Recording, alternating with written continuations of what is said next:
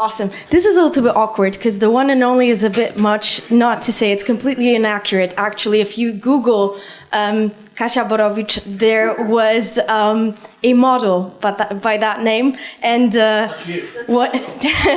No, it's one of my biggest, I would say, successes is that if you Google my name, I also appear in there. So that's nice. And I always forget to introduce myself, so just to give you a little bit of background, I've always specialized in sourcing candidates from Kraków. So this is still perceived as an entry-level type of role in recruitment, so it's all about candidate identification and mostly finding candidates through social media, because the perception is that that is completely free. And when I started, my managers assumed I knew everything about social media because I'm a millennial. I didn't even know how to use Facebook at that point, not too well anyway. So the thing is, you can learn that, definitely. I've learned it as an adult, so you can definitely learn that too, if you want to. So I've worked mostly with big corporates, but also in a startup environment. Surprisingly, it seemed very corporate as well.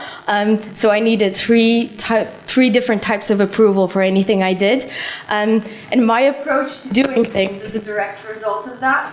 So basically, I find workarounds to make my job a little bit easier without getting into too much trouble with anyone that I work for. And now I train recruiters to actually do the same. So sometimes I'm not sure if their employers are really happy about it, because I will tell them to try new things, even if they get in trouble for it. But yeah, so that's a little bit about me. And just to give you a little bit of background on how this happened, that presentation as well. I have a background in culture studies and in linguistics, and I had this crazy idea that if you tried a more theoretical approach into hiring for culture, that it could actually work a little bit better. So there have been researches made into how culture works in business, but recruiters don't really seem to know about them. So I have a couple of slides here. They're not really that important, and you'll see the pictures are a little bit random, but they're fun, so whatever. And I wanted to invite you guys to have a discussion with me as I present as well. So just feel free to tell me if you think I'm wrong, if you have any questions, if you don't agree, that's best, because it's the easiest way to actually have a discussion. And I wanted to cover what culture is, why we would actually hire for a culture, and how we can do that. So starting with the first thing, so what is culture? If you had to describe the culture of your company, what would you even point to? I mean, the image is quite, it's what people do in London in the startup environment. First of all, they talk about the benefits, they talk about the office, they talk about the beers on Friday, so what they would do after work. And they say that's their organizational culture. And if you think about it, so national culture and organizational culture are very much the same. This is the research that I've been basing this on. Basically, the thing is, culture is very hard to define, right? Because it's an abstract thing. So it's easy to point to something that's a physical thing. So you go for a foosball table, or for a ping pong table, or for a beer that you have with someone, but you don't actually talk about what culture really is. Sometimes, in companies that have a more mature approach to this, they'll start with values, and they say, okay, these are our values, so this is what our culture is. But if you actually think about what culture is, you can't describe it through values, because it's the other way around it works. So what I did when I was thinking about how we can hire for culture is I started to look for a definition that would be useful in that particular context. And bear in mind, when I did culture studies, we had 80 different definitions that we were supposed to learn of culture. So there are 8 types of definitions of culture. That's a lot. You can choose one, and the best one to choose is the one that works for you. The one that I chose is that culture is the way in which we solve problems and reconcile dilemmas. And basically that means that the definition is very much suitable for work purposes and for hiring. Because it's not about what you do with people after work. It's not about the physical elements of your office. It's about work and nothing more. It's about how you will work together and how you will communicate with each other. So just to give you an example, every culture will value the same things, right? We value honesty, and it's hard to find people who don't value honesty and who will say, actually being dishonest is my value. And this is the go-to example I use because it's a very simple mechanism to show you. And this is why I started thinking about it. When I moved to London, I felt that people are being dishonest with me. And that's because they would be polite. So they would say nice things to my face, and if they had something negative to say, they would never actually tell me face to face. They might tell other people, but not me, because that's not polite. And they thought they were being honest, but in a British way. Now, I was being honest in a Polish way. So, yeah, exactly. So if I had something negative to say, but I thought it was relevant, I would still say it. And I was obviously dismissed as rude most of the time. And they thought I'm just, some kind of a weirdo who can't really fit into any kind of a corporate structure. But that's not really it. It's just because in Poland, we're a little bit more direct.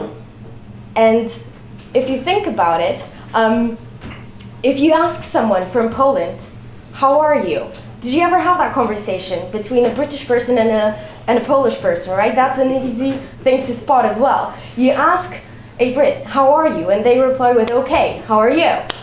You ask a Polish person, how are you? And you better have half an hour to spare. Because they're going to tell you. They're going to tell you in detail. And that story might include something about their neighbors and a cat that won't let them sleep and whatnot. And there's a fundamental misunderstanding if you don't know these differences and you don't know where they come from. But that's culture for you, right? And in international environments, like Krakow, but we're sort of getting there. London has already been there for a while, I would say. So in Krakow, we're still getting used to it. We're still learning that people are able to see the world in different ways. And it's not good or bad. It's just how they've been raised. A part of it will be their personality. So it's important to see the difference between the cultural preferences and personality. And that's just contextual. So that is what culture is, I would say, right? It's the way you go about things. It's not the values, it's how you implement those values, right? So I once worked at a company, and again, that was a British company, where we got a new value, and that value is brave. The first thing I did was I spoke up at a meeting with senior management. And the next thing I know, I get a call from my manager to tell me, this is not what being brave is. Being brave is answering a question when you're asked directly, so don't talk again unless you're asked. And I thought I was doing the right thing, and we got that value, right? And I was being brave. But if you define your culture through values, you're gonna see that people really define them in very, very different ways. So it's important to remember about that. And whenever you actually talk about the values you have in your company, go into more detail and give examples, give specific examples of how one can go about showing these values. Now, the thing is, if we think about why we hire for culture, and I think this is important for understanding it as well.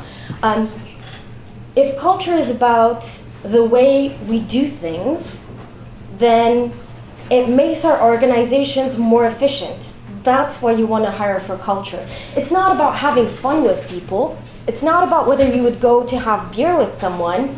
I mean, it's cool if you want to hang out after work, but that's not about hiring for culture. That's just, being friends, right? And working in a startup, a tech company, any company at all, it's not about fun. Ultimately, it's a business. If you're having fun doing things, that's great. And it's great for your personal development and so on. But it is a business, and that's mine. So sorry. That's embarrassing. That's an alarm, I'm sorry. Otherwise it wouldn't have gone off. But anyway, yeah, so it's not about actually feeling that personality fit. It's not whether you would want to spend time with someone after work. It's more about whether you can communicate efficiently while you're at work. So just to, again, summarize that a little bit, if you think about the way workplaces developed, we used to have people stay with one company for 10, 15 years. There was enough time for them to go through all of the policies and procedures you have in that company, learn them by heart, and actually start working according to those. There's not enough time to do that now.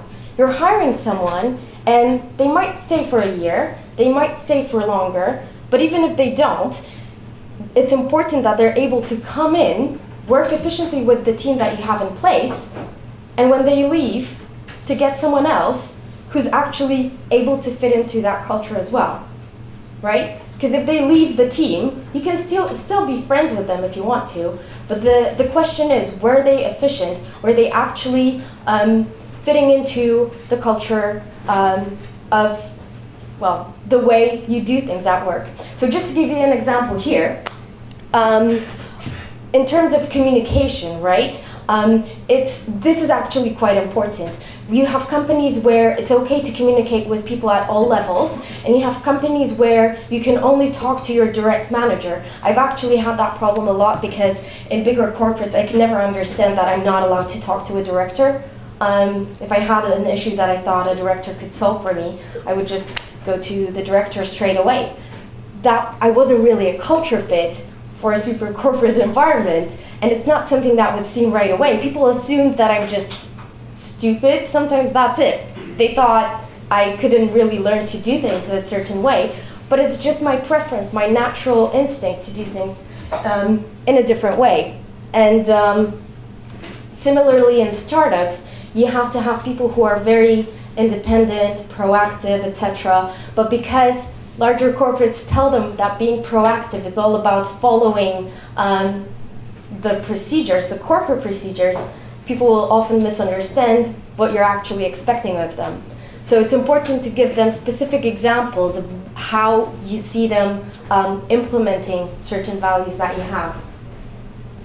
And in terms of how you hire for culture, and I think that's the most interesting piece here. The researcher that I've used, basically I used his definition of culture. He developed a model where he said there are basically 4 types of culture. And obviously you can follow different models. There's plenty of them. I don't think I did that. Either way, the only way to know whether it's good is whether it's working for you, right? So he would say there are cultures that are focused on people, and there are cultures that are focused on tasks. So there are companies where a certain person have a certain authority, and the way you can, for example, progress through a company is through them. And if you think about it, it may be a silly example, but that's how law firms work, he would say. So if you think about, have you seen Suits at all? So it's that type of a culture, right? So if you work for Harvey Specter, you're more important right away because it's a culture that focuses on people. He is important, and so you can gain importance through dealing with him. In a culture that focuses on tasks, you gain importance through being able to deliver on certain tasks. So it doesn't really matter who you are, if you have the skills to deliver a project, that's why you're important. That's why people will listen to you. And typically, startups are more focused on tasks, but that's not necessarily always the case. And also, you can get a little bit of a mix. So typically, founders will be the people who are actually have a little bit more authority just because of who they are, whereas the rest of the team is recognized for their contributions. You have cultures that are very structured, so the hierarchy is quite important. And here you have the bigger corporates, right? So for example, I started my career at Alexander Mann Solutions. It's very clear how you progress within the company. You start as a junior sourcing specialist, then you're a senior sourcing specialist, then you're a lead sourcing specialist, and so on, right? So the hierarchy is very important, and who you are, where you are in that organization will define who you can talk to. So you're only allowed to contact people who are up to 2 levels above you, and that's how you gain importance. And it's important to remember that, because it's not necessarily a bad thing, it's just how some companies work. And then you have companies that are more equal. And interestingly enough, you can get people, I mean, this is why you want to hire for culture. Because if you get someone from a company where you have a very important structure, where the hierarchy plays a bigger role, and they go into an environment where everyone is equal, they might feel a little bit lost. This is what you find when you hire people from corporates into startups. They will ask, how can I get promoted in my role?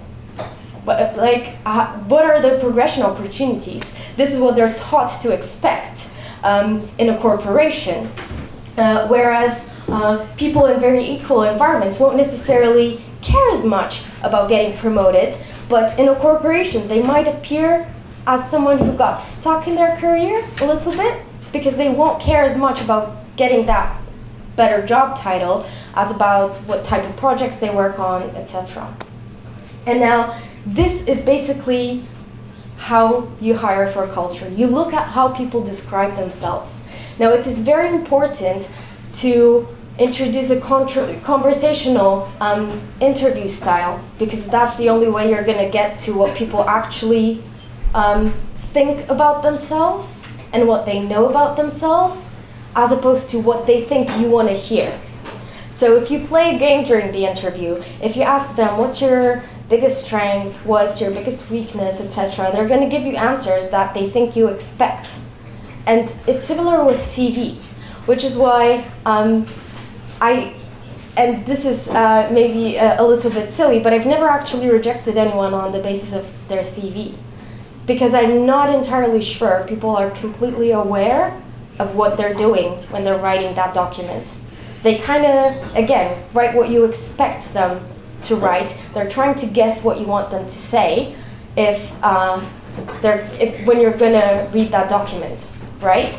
But when you're hiring for culture, just look at the beginning at how people talk about themselves, make some assumptions, and use that to structure your interviews. So if someone talks about themselves first in their CV on their LinkedIn profile, and then they talk about the company, it's quite possible they're going to be a person who values tasks over people, depending on how they talk about it as well. But they're going to want individual recognition over teamwork, possibly. Again, it's very important that you just check whether you were right and don't make assumptions that you never really go back to check whether you were right. If you find someone who doesn't talk about themselves at all, it's possible that they are in an environment that values teamwork over anything else, right? Because they won't really be talking about their individual accomplishments, they'll be talking about the team. Now, it's the interesting thing is that I think in startups sometimes, while you get people with big egos and big ambitions, you kind of want them to be team players as well. But be careful when you look at online presence of people within startups, because, and you'll know this, it's an environment where people know each other offline, so they won't necessarily share online everything about their individual work because they assume you will know them if they work for a particular company. And it's basically that. It's all about just looking at how people use their language, what they point to. It's about asking them what they would do in a particular situation. And yes, use hypotheticals. I was taught early on in recruitment not to ever ask hypothetical questions, but this is kind of what you want to do. Just ask them, give them a situation from your work life where there are no obvious answers, or better yet, every answer is obvious, right? So for example, if you're looking for candidates and you can't find a good candidate, at what point do you tell your manager that you're not able to find them? So in a corporation, people are usually expected to highlight any issues right away so that someone higher up can deal with them. But they also have very narrow specialisms, so that's why this happens. In a startup environment, very often you're looking for people who will be dealing with the issues they come across in the best way possible. The downside of that is they won't be asking for permission. So in a corporation, that's not really what you want. You want people to follow procedures, and if something's not going the way you want them to be going, they should just escalate to their manager. In a startup, they won't be asking for permission. They might fail, but they'll keep trying by themselves, and that way they won't actually take the time away from that manager, who's also a very busy person, right? So being proactive or entrepreneurial or whatever, these are all empty phrases that can be realized in a very, very different way in different environments. And this is what I think you have to think of when you look at companies that you want to hire from. Just always remember they have a set culture already. So you can't actually take someone out of that culture and expect them to adjust to yours completely. Culture is a very fluid thing, and it's not just top to bottom. It's also, it works both ways, really. You can shape culture, you can try and shape it and steer it in the right direction, but it's never 100% your creation. So you really have to make sure that the people you bring into the business, that you explain your culture, that you are aware what it is in the first place, enough to explain it, and look for any differences between how things are done at the company that you're hiring from and the company you're hiring for. Because that's what ultimately is going to lead to discovering those cultural preferences. I would say the one thing that is important for me is that sometimes candidates are stuck in a culture they're not really happy in, and that's kind of where you can come in and rescue them, and it's a beautiful thing if you can come to someone who's stuck in a corporate culture and they really belong in a startup, to rescue them from that environment, give them that responsibility. They're going to be really loyal to you if you do that. So when you're hiring for culture, again, look for any inconsistencies between what people say officially on their professional profiles, where they know their employer is watching, if you will, and what they do with their personal profiles. And you have tools to help you figure out how to find their Facebook or Twitter account when you only have their LinkedIn account. But this is what will show you that someone is becoming a different person at work. And some people are okay with that, some people are not. And more often, as a society, we're going in the direction where we want to be the same person throughout the whole day, right? So if someone is very informal on Facebook, but on LinkedIn they seem super formal all the time, perhaps they're only doing that because that's what's expected of them. Now, I know I've been a little bit chaotic, and I guess I didn't really end up asking you as many questions as I wanted to, but let me just go into questions and examples and discussion right now. And I guess what I'm curious is, do you have any thoughts initially, or is anyone doing anything like this? Yeah? My question is, how to change a better 1 year of this like huge change in the environment of this culture of this company. I saw how many changes are made just because people see a bit different culture which is coming to this particular culture from other companies because of their reputation.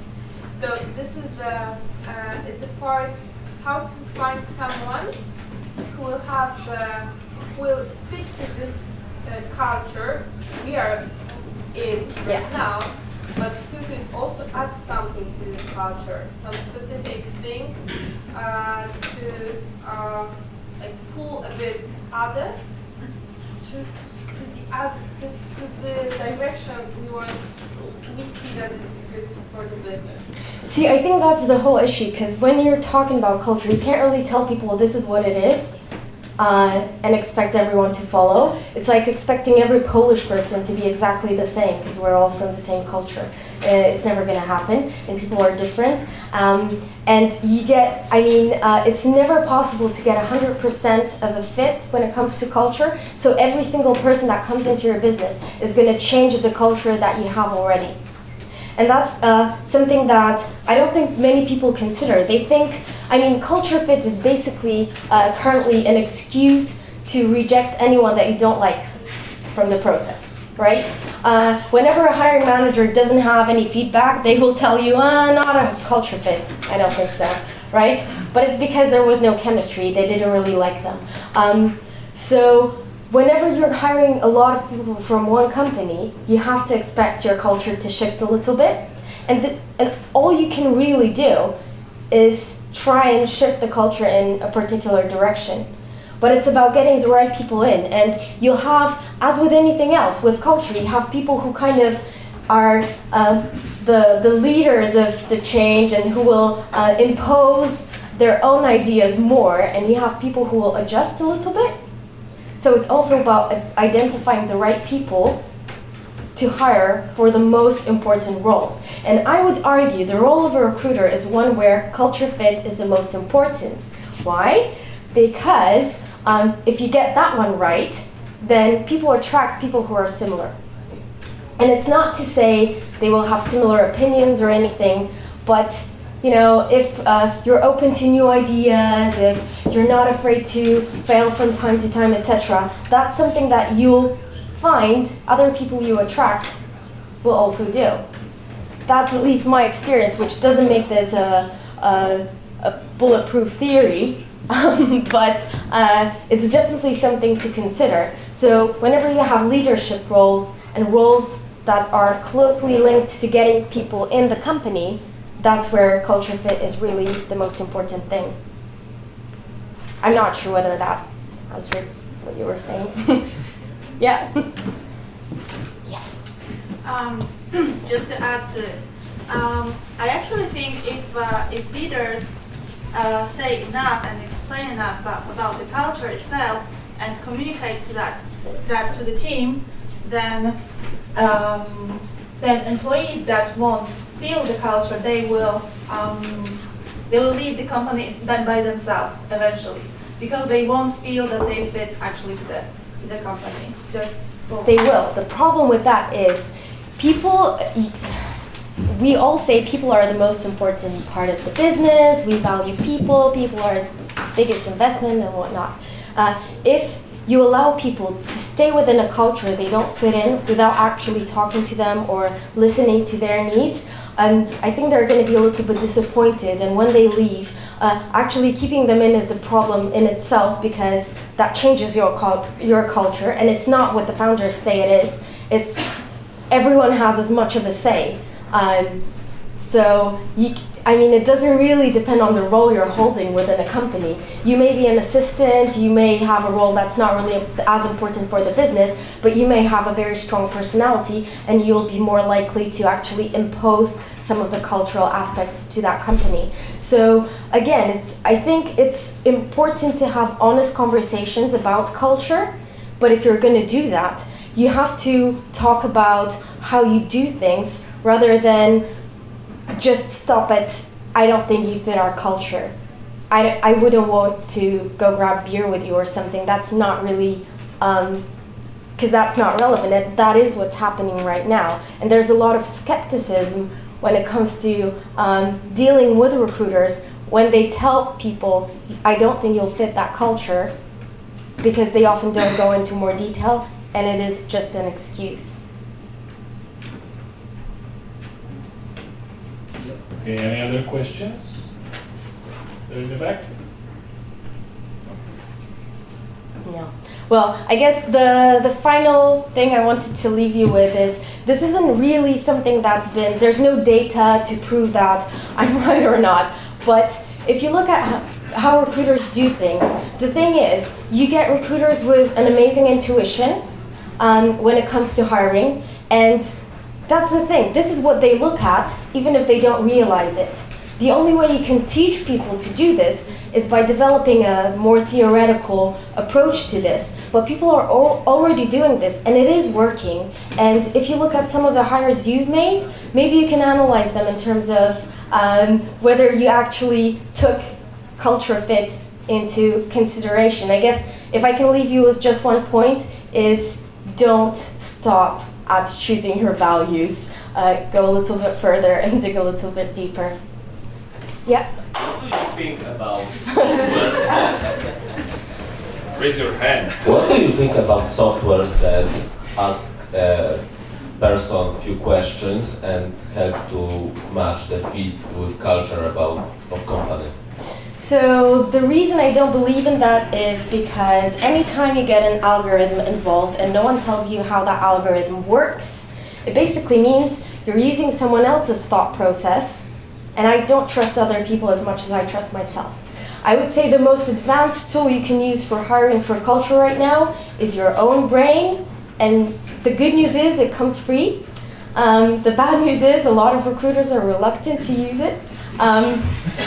But hopefully we can try a little bit more. I have a last question. I just wanted to ask about feedback. Not exactly about whether you had a chance to. I'm not really good at problems giving you advice. Sorry. Me neither. I'm It's going to fine. try, I guess, stress about that. So let's say you gave somebody like a negative feedback. You're not going to be a good fit for this position, for this company, because you're not a good fit for our culture, perfect match, whatever. How do you deal with their emotions? The worst case scenario, they're devastated. Less worst scenario, they're just probably mad. Maybe they just reply with not nice, not polite message. Right. How do you deal with that? Because Ignore them. you're it's not like you can just leave them without. Well, Even saying, yeah, I noticed, I'm sorry for that. That's not going to work for us. No, you don't want to say you're sorry, because why would you be sorry? First of all, I think the issue stems from people thinking it's negative feedback. Whenever I reject a candidate because they're not a culture fit, I'm doing them a favor. And believe me, I know, because I've been in cultures where I wasn't a culture fit, and oh my God, it's painful. I mean, it's like uncomfortable shoes. You don't feel it at first, and then you start noticing more and more, and then at some point it's such unbelievable pain, and you're just miserable going to work because you can't really work with other people efficiently. And it's not because you're bad at your job, but in the end you start believing it. So the way I do this is first of all, I would try and understand where they don't fit the culture. I would tell them precisely what it is that I mean. I wouldn't just say, I don't think you'll fit the culture. I would say, listen, we've talked. I think I know you a little bit by now. You've mentioned individual recognition is really important to you. We don't really value it as much, and you're not going to get it in our company. We value teamwork over individual recognition, and so all of our rewards, all of our, our referral scheme is even based on that, and you get a team award instead of getting your individual prizes. We're not going to talk about your contribution to the project. We're going to be talking about what we were able to do as a team. And then it becomes a real argument for someone, right? Because if someone wants to become super famous for what they do, and you tell them you're just not going to get that here, that's a different conversation. but it's not negative feedback, it's positive feedback.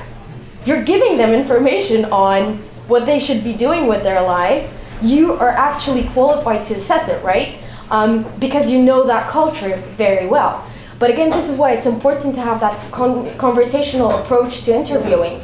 Because if someone actually opens up to you and they tell you what they actually want, I mean, look at people in Poland. Our CVs always say, I'm great at individual work, but also great at teamwork. Because we kind of want to check all the boxes, right? If you ask someone, okay, if you had to choose between one or the other, where do you excel most? Which one is less tiring for you? Where do you get better results? And then tell them, you're not going to get great results here because we don't have the optimal environment for you. Again, that's a different conversation. Great. One last question. Okay. I have one question. In your opinion, what do you think?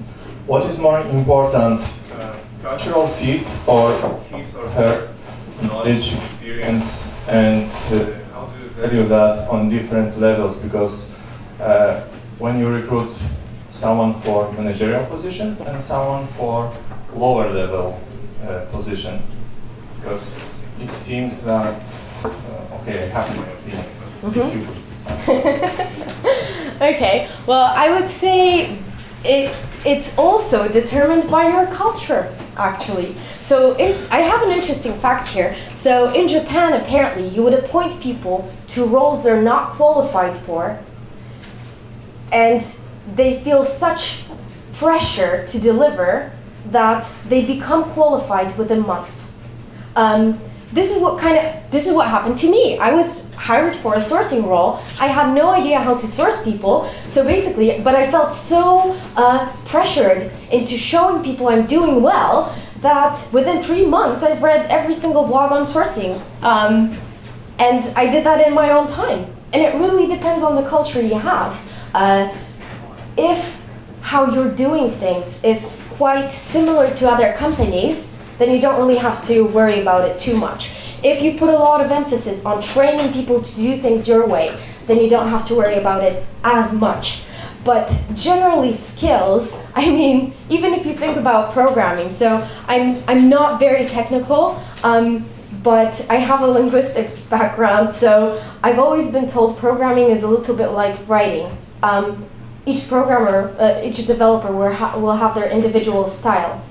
So even technical skills are kind of, I mean, it's not really a yes or no type of situation, right? It's about fitting in when it comes to your preferences within the technologies you want to work for, with the way you want to write code, and the way you want to do things in general. I would say it's pretty much equally important.